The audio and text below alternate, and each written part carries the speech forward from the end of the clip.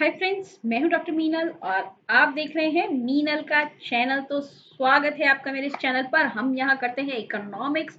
तो अगर आप भी इकोनॉमिक्स के स्टूडेंट हैं या कोई भी कॉम्पिटिटिव एग्जाम दे रहे हैं तो मेरे इस चैनल को सब्सक्राइब करना बिल्कुल भी ना भूलें। तो चलिए शुरुआत करते हैं हम अपने आज के वीडियो की। आज के वीडियो का टॉपिक है development theory by Adam Smith. Growth in development economics का ये टॉपिक है। एडम स्मिथ, जैसा कि आप सभी जानते होंगे, हमारे father of economics, classical economist रहे हैं। ये एक इनकी बुक जो कि बहुत फेमस है 1776 में आई थी, An Inquiry into the Nature and Causes of Wealth of Nations. इस बुक में इन्होंने अपनी डेवलपमेंट थ्योरी को दिया था, डेवलपमेंट के बारे में अपने जो विचार हैं वो प्रस्तुत किए थे। सबसे पहले हम शुरुआत करते हैं जो उनका नेचुरल लॉ था। नेचुरल लॉ, उसमें इन्होंने कहा कि जो हर एक इंसान है वो अपने बारे में सबसे अच्छा सोचता है। ही इज द बेस्ट जज ऑफ हिज सेल्फ। ठीक है। किस काम को करने में उसको सबसे ज्यादा फायदा होगा वो ये चीज बहुत अच्छे से जज कर सकता है। तो यानी कि सोसाइटी में जितने भी लोग हैं सभी लोग अपने अपने हित के बारे में सोचे तो क्या होगा, हमारा जो सोसाइटी है उसका इकोनॉमिक वेलफेयर जो है वो मैक्सिमम होगा। सभी अपने अपने वेलफेयर को मैक्सिमम करेंगे तो टोटल वेलफेयर जो है वो मैक्सिमम हो जाएगा सोसाइटी का। Everything will be guided by invisible hands of market. बाजार की जो अदृश्य शक्तियां हैं उसी से सब कुछ गाइडेड होता है। इसके लिए उन्होंने एक एग्जांपल दिया। He mention that the bread that we get is basically because the baker wants to bake the bread, which is his self interest। जो हम ब्रेड, हमें जो ब्रेड मिलती है वो इसलिए मिलती है क्योंकि जो बेकर है वो ब्रेड को बेक करता है। वो बेक इसलिए नहीं करता कि उसे आपको ब्रेड खिलानी है, उसमें उसका खुद का सेल्फ इंटरेस्ट होता है। उस ब्रेड को बेक करके वो आपको जब बेचता है तो उसके बदले में उसे पैसे मिलते हैं।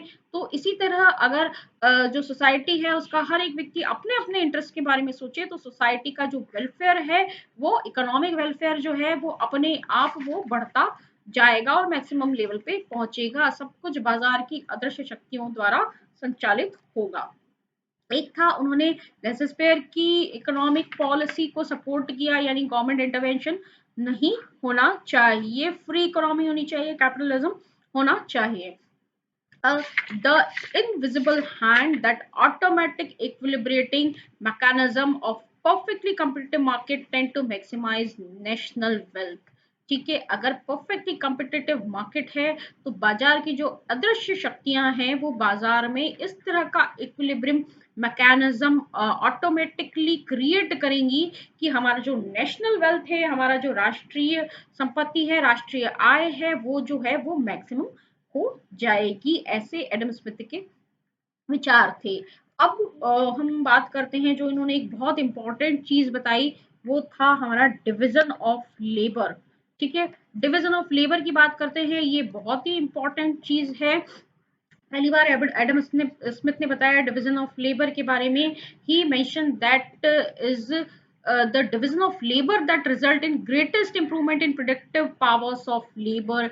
एडम स्मिथ ने बताया कि डिवीजन ऑफ लेबर जो है श्रम के विभाजन में, विभाजन के द्वारा हम जो श्रम है उसकी उत्पादन शक्तियों में बहुत बहुत अच्छा इंप्रूवमेंट कर सकते हैं। श्रम की जो उत्पादकता है उसको बढ़ाया जा सकता है। प्रोडक्टिविटी में या उत्पादकता में जो बढ़ोतरी है वो किस कारण से होती है? मेनली जो है तीन कारण होते हैं। सबसे पहला, राइजिंग स्किल्स ऑफ लेबर। जो श्रम है, श्रम की जो स्किल्स हैं उसकी योग्यता है वो बढ़ जाए।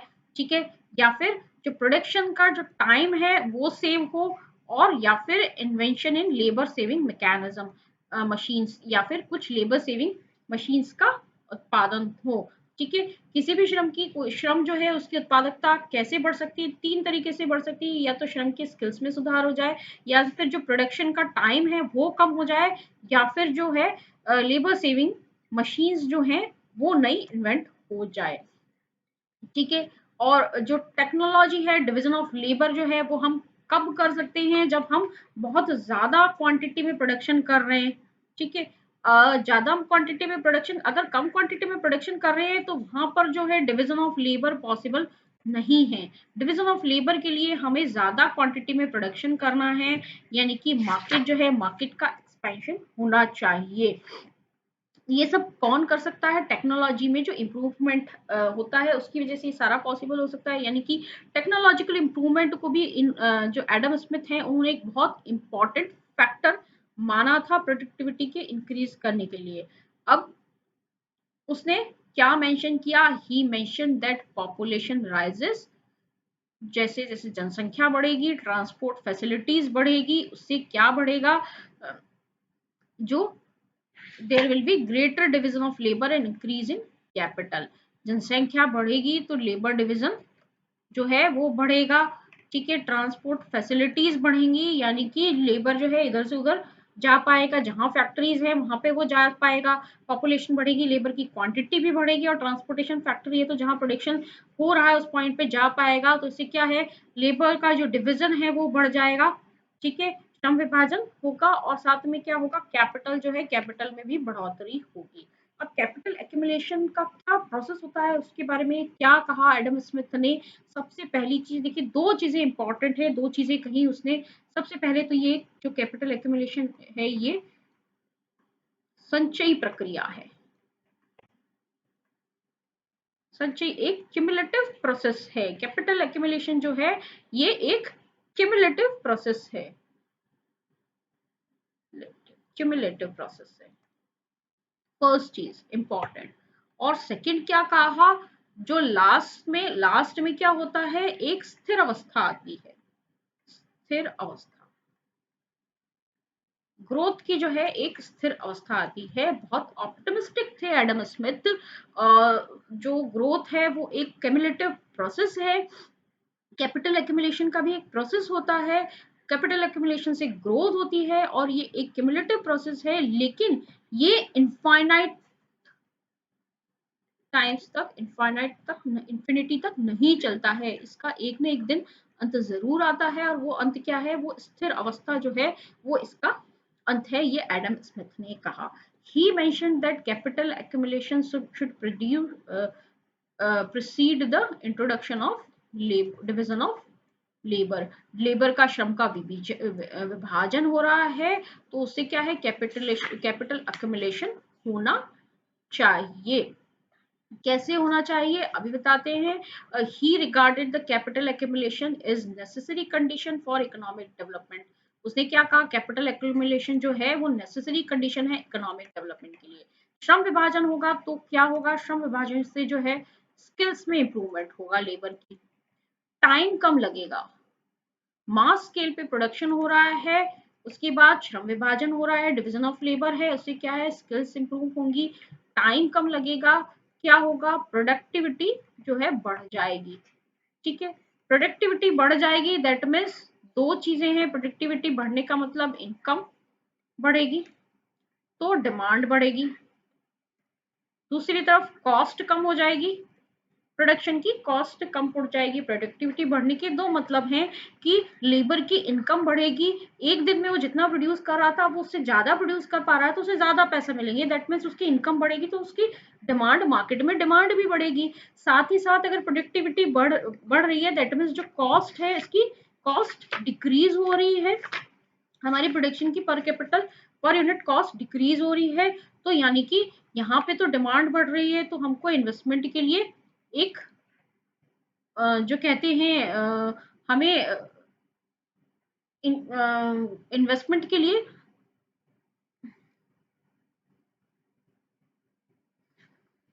क्या बोलते हैं उसको, प्रेरणा, हमें इन्वेस्टमेंट के लिए प्रेरणा मिल रही है। दूसरी तरफ जो है कॉस्ट डिक्रीज हो रही है, तो यहाँ पे भी प्रॉफिट बढ़ रहा है हमारा।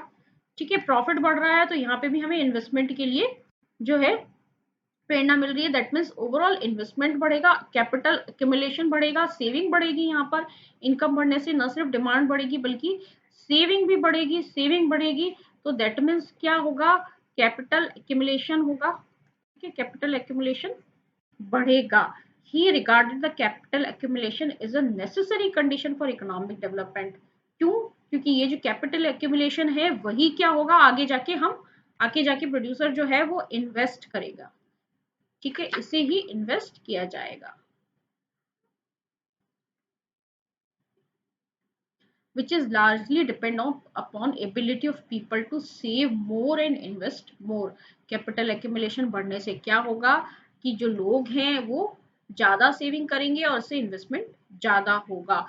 और रेट ऑफ इन्वेस्टमेंट जो है वो किससे डिटरमाइन होती है, that means rate of saving से। Savings are to be fully invested, saving से पूरी तरह से इन्वेस्ट होंगी, जितनी ज्यादा सेविंग उतना ज्यादा इन्वेस्टमेंट। बट ये जो सेविंग है, ये सेविंग कौन करता है, इंपॉर्टेंट चीज सेविंग कौन करता है। एडम स्मिथ ने कहा सेविंग कौन करेगा, या जो भी कैपिटलिस्ट है, या यानी कि जो कैपिटल है, कैपिटलिस्ट सेविंग करेगा, या फिर जो लैंड है, लैंड के लिए जो रेंट मिल रहा है वो सेविंग करेगा। लेकिन जो लेबर है, labour can not save, labour can not save. Why labour can't save, because हमेशा क्या होगा, total wages fund is equals to subsistence amount of labour. Total जो वेज फंड है, टोटल जो वेज फंड होगा वो क्या होगा, हमारे जीवन व्यापन की अमाउंट के, लेबर के जीवन यापन के अमाउंट के बराबर ही होगा। यानी कि लेबर को सिर्फ उतना ही मिलेगा, लेबर को सिर्फ उतना ही वेजेस मिलेंगे जितना कि उसकी जीवन व्यापन के लिए आवश्यक है। ठीक है, अगर वेजेस ज्यादा होते हैं, if total wage funds are greater than subsistent amount of labour, तो क्या होगा, जो लेबर है, लेबर की सप्लाई जो है वो इंक्रीज हो जाएगी, लेबर की सप्लाई इंक्रीज हो जाएगी। दैट मीन्स क्या होगा, उनमें जो मजदूर हैं उनमें कंपटीशन बढ़ जाएगा, कंपटीशन बढ़ना यानी कि जो वेजेस हैं वो कम हो जाएंगे। ठीक है, वेजेस कम हो जाएंगे और वापस वो कहाँ आ जाएंगे, वहां पर वो वापस TWF इज इक्वल्स टू कम होते होते सबसिस्टेंस अमाउंट ऑफ लेबर पे वो आ जाएंगे। इसलिए सेविंग कौन करता है, एडम स्मिथ के अनुसार सेविंग या तो जो लैंड ओनर है वो, उससे जो रेंट मिलता है उसमें से वो सेविंग करता है, या कैपिटलिस्ट जो है वो अपने प्रॉफिट में से जो है वो सेविंग करता है, कैपिटल एक्यूमुलेशन होता है उससे सेविंग, और सेविंग से क्या है फिर वापस इन्वेस्टमेंट बढ़ जाता है। तो ये एक प्रोसेस होता है। अब देखिए नेक्स्ट क्या है, एजेंट्स ऑफ ग्रोथ। क्या कहा एडम स्मिथ ने, तीन एजेंट्स हैं ग्रोथ के, एक तो है फार्मर, एक है प्रोड्यूसर और एक है हमारा बिजनेसमैन। ठीक है, इंपॉर्टेंट चीज, लेबर जो है वो ग्रोथ का एजेंट नहीं है, क्योंकि जैसा मैंने आपको अभी बताया, लेबर को तो सिर्फ उतने ही पैसे मिलेंगे जितना उसके जीवन व्यापन के लिए जरूरी है, तो वो सेविंग करेगा नहीं, तो उसकी सेविंग इन्वेस्ट नहीं होगी, इसलिए वो ग्रोथ में कोई रोल अपना प्ले नहीं कर सकता, ऐसा एडम स्मिथ कहते हैं। ठीक है, अब उसके बाद क्या होगा, there functions are interrelated, इनके फंक्शंस जो है इंटर रिलेटेड हैं। फार्मर्स जो है यानी कि जो एग्रीकल्चर है वो बेस है इंडस्ट्रियल डेवलपमेंट का। क्या होगा, दो तरीके से, फर्स्ट क्या होगा, एग्रीकल्चर जो है सरप्लस क्रिएट होगा, डेवलपमेंट की वजह से एग्रीकल्चरल सरप्लस क्रिएट होगा।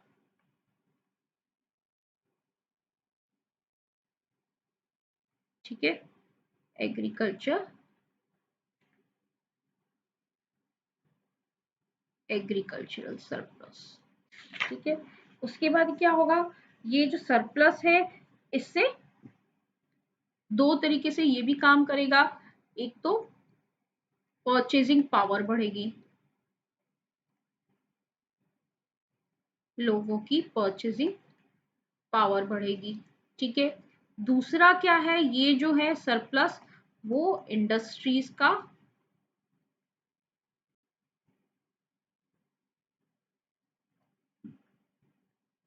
रॉ मटेरियल प्रोवाइड कराएगा। ठीक है, सरप्लस बढ़ेगा, सरप्लस होने से क्या होगा, लोगों की परचेजिंग पावर बढ़ेगी, परचेजिंग पावर बढ़ेगी, दैट मीन्स क्या है, परचेजिंग पावर बढ़ने का मतलब ये है कि डिमांड बढ़ेगी। ठीक है, फिर डिमांड से क्या होगा, प्रोडक्शन प्रोडक्शन इंक्रीज होगा। दूसरी तरफ सरप्लस जो है वो क्या होगा, इंडस्ट्रियल इंडस्ट्रीज के लिए जो है रॉ मटेरियल प्रोड्यूस करेगा, तो दैट मीन्स क्या है, ये एक बेस देगा इंडस्ट्रियल डेवलपमेंट को, base of industrial development.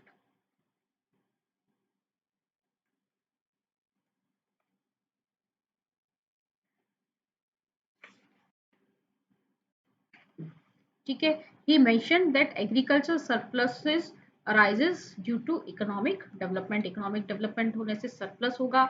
He also focused upon the interlinkage between the agriculture and industry and tertiary sector। ठीक है, इंडस्ट्रीज डेवलप होंगी तो क्या होगा, सर्विस सेक्टर भी फिर डेवलप होगा। अब थोड़ा सा ग्रोथ प्रोसेस के बारे में बात करते हैं, जो उसने बताया कि एक क्यूमुलेटिव प्रोसेस है ये।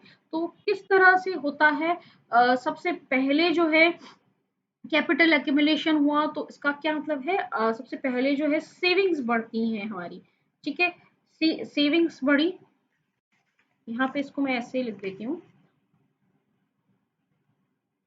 सेविंग, सबसे पहले क्या हुआ, सेविंग बढ़ी। तो सेविंग बढ़ने से क्या होगा, और भी ज्यादा मोर accumulation of capital।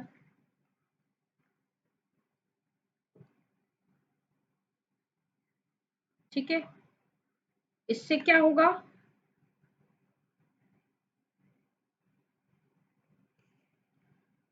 Division, labour division, division of labour, और ज्यादा कैपिटल एक्यूमुलेशन होगा, तो दैट मीन्स क्या है, इन्वेस्टमेंट बढ़ेगा। एक बार यहाँ पे लिखते हैं इन्वेस्टमेंट।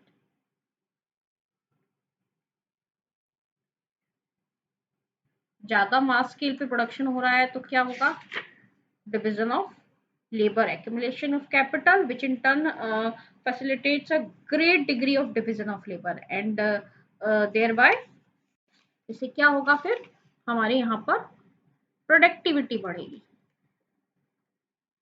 अभी मैंने आपको बताया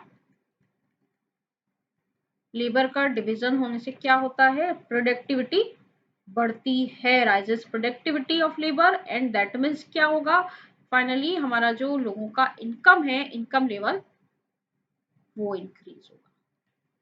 ठीक है, तो ये प्रोसेस चलता जाएगा, ये एक स्पाइरल शेप का प्रोसेस है जो कि चलता रहेगा।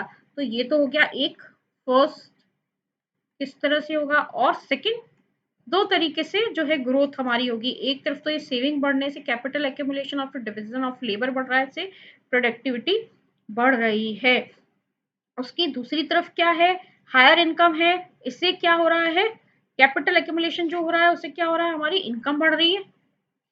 यहाँ पे कैपिटल एक्यूमुलेशन से सेविंग बढ़ रही है लिखा हमने, यहाँ पर कैपिटल एक्यूमुलेशन का मतलब क्या है, हमारी इनकम जो है वो इंक्रीज हो रही है।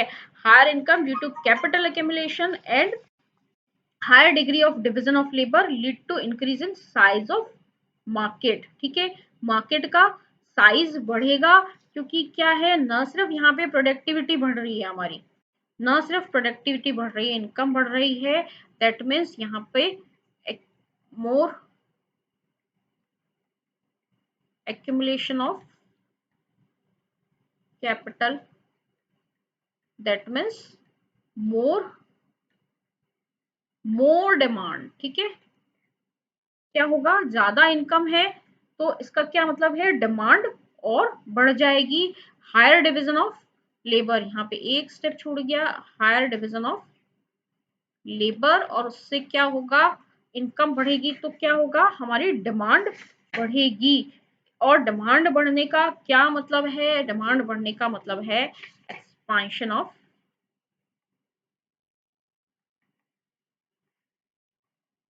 मार्केट्स। डिमांड बढ़ गई दैट मीन्स क्या है, एक्सपेंशन ऑफ मार्केट। इससे क्या है, हमारा क्या होगा, नेशनल इनकम बढ़ेगी, नेशनल आउटपुट बढ़ेगा।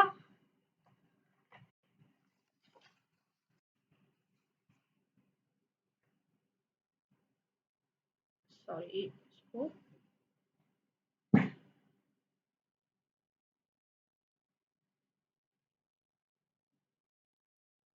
ठीक है, आउटपुट बढ़ेगा,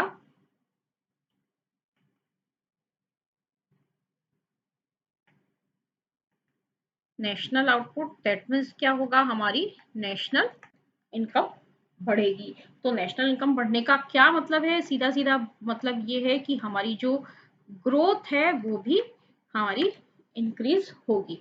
एक बार देखिए इसको पढ़ते हैं, due to saving nation experiences a certain rate of economic growth. ठीक है, सेविंग बढ़ेगी तो इकोनॉमिक ग्रोथ बढ़ेगी। कैसे बढ़ेगी, gradually this leads to widening of market, market जो है मार्केट्स का विस्तार होगा। It leads to what, division of labour, ठीक है, श्रम का विभाजन होगा। इससे क्या होगा, प्रोडक्टिविटी बढ़ेगी। He stated growth as cumulative, तो ये जो है एक संचयी प्रक्रिया है, एक बार स्टार्ट हो गई संचयी प्रक्रिया, क्यूमुलेटिव प्रोसेस, दैट मीन्स एक बार स्टार्ट हो गई तो वो आगे से आगे चलती ही रहती है। एक बार कैपिटल एक्यूमुलेशन हो गया, लोगों की सेविंग बढ़ेगी, लोगों की इनकम बढ़ेगी, सेविंग बढ़ेगी, और सेविंग बढ़ने से क्या होगा, फिर और ज्यादा कैपिटल अक्यूमुलेशन होगा, वो सेविंग वापस री इन्वेस्ट होगी एक तरफ, तो दूसरी तरफ जो है डिमांड बढ़ जाएगी, इससे मार्केट का एक्सपेंशन होगा। मार्केट का एक्सपेंशन होगा मतलब और भी ज्यादा इन्वेस्टमेंट होगा, और भी ज्यादा कैपिटल अक्यूमुलेशन होगा। When agriculture, manufacturing industries and commerce expands, capital accumulation and technical progress, market expansion, division of labor, profits, and finally population rises. This happens in progressive states, progressive states जो है वहां पे होता है। लेकिन ये हालांकि क्यूमुलेटिव प्रोसेस है, लेकिन एडम स्मिथ ने क्या कहा कि ये प्रोसेस जो है एक एंड की तरफ भी जाता है, but this progressive state will and. कब एंड होगा, दो चीजें बताई कब ये एंड होगा। एक तो जब हमारी जो नेचुरल रिसोर्स है वो पूरी तरह से एग्जॉस्ट हो जाए, हम नेचुरल रिसोर्सेज को पूरी तरह से यूज कर ले, तो क्या होगा, this will stop the growth process. ठीक है, दो चीजें हैं, नेचुरल रिसोर्सेज हमारे पूरे खत्म हो गए तो वहां पर ग्रोथ प्रोसेस स्टॉप हो जाएगी। दूसरा क्या है कि कंपटीशन में, लेबर मार्केट में कंपटीशन बढ़ जाए, लेबर जो है वो इंक्रीज हो जाए, लेबर जो है इंक्रीज होता जाए, कंपटीशन इंक्रीज हो रहा है, बहुत सारा लेबर आ रहा है, तो उससे क्या होगा, हमें कंपटीशन बढ़ेगा तो एम्प्लॉयमेंट जो है वो कम होगा, एम्प्लॉयमेंट कम होगा, लोग बहुत ज्यादा अनएम्प्लॉयड हैं, वेजेस कम हो जाएंगे, और इससे कंपटीशन हो जाएगा बिजनेसमैन में। ठीक है, वेजेस कम हो जाएंगे, बहुत ज्यादा प्रोडक्शन यूनिट्स आ गई हैं, बिजनेसमैन में कंपटीशन होगा, बिजनेस में कंपटीशन होने से क्या होगा, बहुत ज्यादा अगर प्रोडक्शन यूनिट्स है तो प्राइसेस कम हो जाएगी। मैं जो चीज प्रोड्यूस कर रही हूँ, ऐसे ऐसे 10 और प्रोड्यूसर्स हैं वही चीज प्रोड्यूस कर रहे हैं, तो कंपटीशन ज्यादा है, तो मैं क्या करूंगी, अपनी प्राइसेस को कम करने की कोशिश करूंगी, अपने प्रॉफिट को कम करने की कोशिश करूंगी। तो जब प्रॉफिट कम है उस इंडस्ट्री में तो इन्वेस्टमेंट फिर कम हो जाएगा। इन्वेस्टमेंट कम होने का क्या मतलब है, यहाँ पर एंड ऑफ कैपिटलिज्म, कैपिटलिज्म जो है हमारा जो एंड हो जाएगा। So what I told you, there are two reasons of end of this cumulative growth process. First, there is a limited amount of natural resources at the disposal of the economy, and after passing through a phase of growth, a point is reached when they are fully utilized and don't permit further growth of output. ठीक है, पूरी तरह से हमारे जो natural resources हैं वो use हो गए हैं। सेकंड, दूसरा फैक्टर क्या है, second factor responsible for occurrence of stationary state is fall in profits, which reduces inducement in investment. Further, profits tends to fall as a result of competition among the capitalists. Capitalist में competition है, profit कम हो जाएगा, that is investors, this results in decrease in demand, फिर demand decrease हो जाएगी, and decrease in more capital accumulation. This slackening of capital accumulation demand for labor decreases, result in decline in wages। ठीक है, wages कम हो जाएंगे। अब देखिए, यानी कि लास्ट में इसको समअप करें तो लास्ट में जब स्टडी स्टेट है तो क्या है, कैपिटल अक्यूमुलेशन जो है हमारा वो बंद हो जाएगा। ठीक है, कैपिटल एक्यूमुलेशन जो है वो बंद हो जाएगा, capital accumulation stops, population become stationary, population भी हमारी स्थिर हो जाएगी, profits are maximum, profits maximum होंगे, wages are at it subsistence level, जो वेजेस हैं वो जीवन यापन स्तर पे रहेंगे। There is no change in per capital income. Per capital income में कोई चेंज नहीं रहेगा और प्रोडक्शन पर कैपिटल प्रोडक्शन में भी कोई चेंज नहीं होगा, एक स्थिर अवस्था में आ जाएंगे वो। और इसको क्या कहेंगे हम, स्टेगनेशन की अवस्था, स्टेगनेशन की अवस्था। अब थोड़ा सा इस कर्व को देखते हैं जहां पर एक्स एक्सिस पे हमने टाइम को मेजर किया है, ठीक है। द इकोनॉमिक ग्रोज फ्रॉम के टू एस, के से एस पे इकोनॉमी ग्रो करती है, स्पैरल आकार का होता है ये। During the time path T, after T, यहाँ पे टी है, after T the economy reaches the stationary state linked to S. S के बाद जो है स्टेशनरी स्टेट आ जाती है, क्योंकि यहाँ पे अब और ज्यादा ग्रोथ जो है does not take place because wages rises so high that profits become zero. Wages जो हैं हमारे इतने ज्यादा बढ़ गए हैं कि जो प्रॉफिट है वो जीरो हो गया है, और इससे क्या है, कैपिटल एक्यूमुलेशन जो है वो स्टॉप हो गया है।